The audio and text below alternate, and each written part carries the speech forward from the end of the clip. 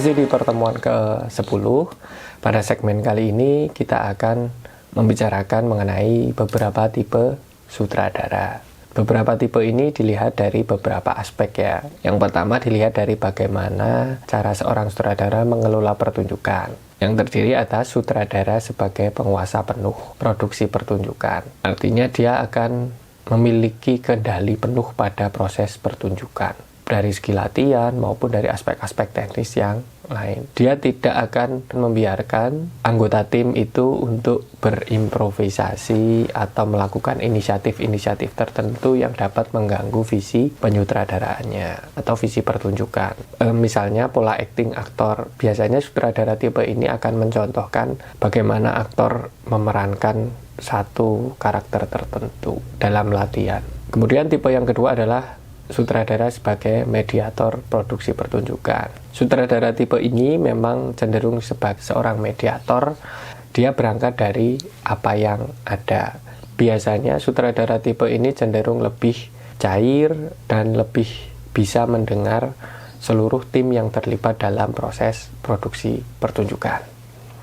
Dilihat dari kesetiaan seorang sutradara pada teks drama atau naskah lakon, sutradara dibedakan menjadi dua. Satu, sutradara yang patuh dan sutradara yang menempatkan teks hanya sebagai tumpuan atau pondasi awal. Saya pikir keduanya sudah jelas ya. Artinya di tipe sutradara yang menempatkan teks hanya sebagai tumpuan, sutradara tipe ini memang cenderung lebih mengeksplorasi naskah. Artinya sebuah naskah yang ditulis tahun 1950-an misalnya, itu akan dibawa ke dalam konteks baru ketika dia dipentaskan pada tahun 2022. Isu-isu yang kemudian diceritakan dalam teks dapat saja diganti dengan isu-isu yang sesuai dengan zaman yang sedang berlaku. Dilihat dari visi kekaryaannya, sutradara dibedakan menjadi tiga.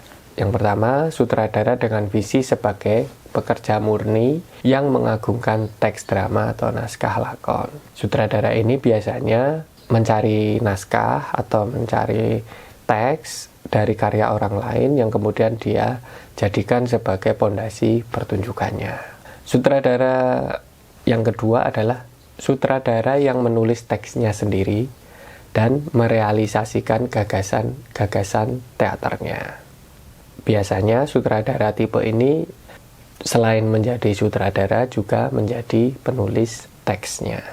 Ia merasa bahwa dengan mementaskan teks yang telah dibuatnya, maka visi pertunjukan itu bisa lebih tercapai. Dan tipe sutradara yang terakhir adalah sutradara yang semata-mata beranjak dari ide-ide dan atau tidak terlalu memedulikan ada atau tidaknya teks. Biasanya tipe-tipe teater kontemporer ini beranjak dari tipe sutradara seperti ini. Mereka tidak mengagung-agungkan sebuah teks, tetapi lebih mengagung-agungkan proses pertemuan, proses perjumpaan, atau proses training tertentu dengan sebuah tim tertentu yang pada akhirnya apapun yang muncul dari hasil pertemuan itu, itulah yang akan menjadi ide atau gagasan pertunjukan.